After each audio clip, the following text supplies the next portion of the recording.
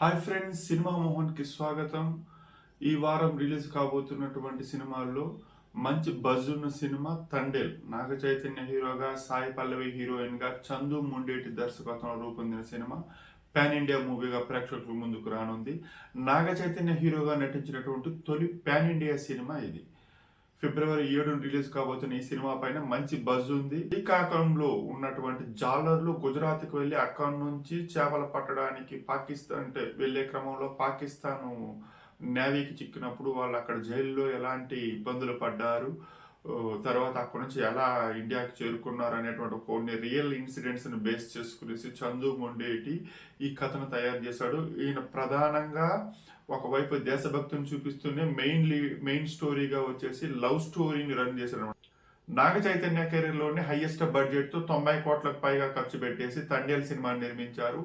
ఇప్పుడు ఈ cinema hit కావాలంటే ఎంత వసూలు చేయాలనే దానిపైన ఇండస్ట్రీ వర్గాల హాట్ టాపిక్ నడుస్తుంది. ఇండస్ట్రీలో వినిపిస్తున్నటువంటి ట్రేడ్ వర్గాల సమాచారం ప్రకారం ఈ సినిమా ఇప్పుడు ఒక 30 కోట్లు వసూలు చేస్తే చాలు, అంటే 30 కోట్ల షేర్ వసూలు చేస్తే చాలు అంటున్నారు. అంటే 90 కోట్లు ఖర్చు పెడితే ఏంటి 30 కోట్ల షేర్ వసూలు చేయడం అనే ఒక చిన్న డౌట్ అయితే రాకమానదు. విషయం ఏమంటే 90 కోట్లు తండేల్ సినిమాకి 60 కోట్ల రూపంలో నాన్ థియేట్రికల్ బిజినెస్ జరిగింది. ఇంకా థియేట్రికల్ రూపంలో వాళ్ళకి రావాల్సింది 30 కోట్లు. అంటే ఈ సినిమా వచ్చేసి ఒక 60 నుంచి 70 కోట్ల రూపాయల గ్రాస్ వసూలు చేస్తే సినిమా ఫుల్ సేఫ్ అయిపోతుంది. నిర్మాత, డిస్ట్రిబ్యూటర్స్ అందరూ సేఫ్ జోన్లోకి వెళ్ళిపోతారనేసి ఇండస్ట్రీ ట్రేడ్ వర్గాలు అంటున్నాయి. మరి Thandel cinema blockbuster hit టాక్తో 70 కోట్ల గ్రాస్ వసూలను సాధిస్తుందా, నాగ చైతన్య కెరీర్లో వన్ ఆఫ్ ద బెస్ట్ మూవీగా నిలుస్తుందా అనేది చూడాలి.